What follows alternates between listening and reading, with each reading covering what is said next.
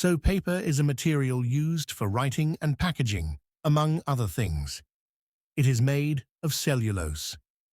The fundamentals of today's paper-making technology originate in early 2nd century China, but paper-making only developed into an industry in the 19th century. The best raw materials are softwoods, for example, birch trees and conifers. Thanks to waste sorting, paper can also be recycled.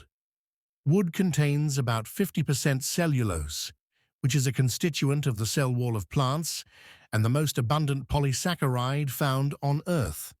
A cellulose molecule is a long, linear chain of several thousand beta-decompose units, are formed between them, thus holding them together and forming microfibers.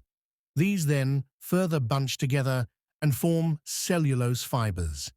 At the start of the paper-making process, logs are debarred and chopped up into tiny pieces, and these pieces are then mixed with water to make pulp.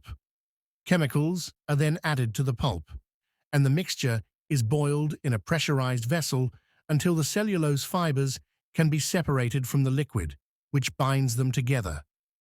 The resulting pulp is then further cleaned, drained or screened, and repumped. Various acetates are mixed in to obtain the desired quality and color. The pulp contains more than 90% water when it is spread on a screen. After the pulp is screened, the remaining water is squeezed out with rollers.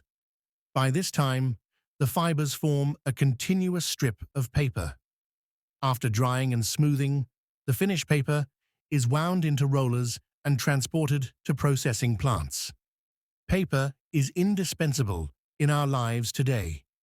The final products of paper making include such basic items as books, banknotes, and wrapping paper. However, the manufacture and use of paper take a serious toll on the environment.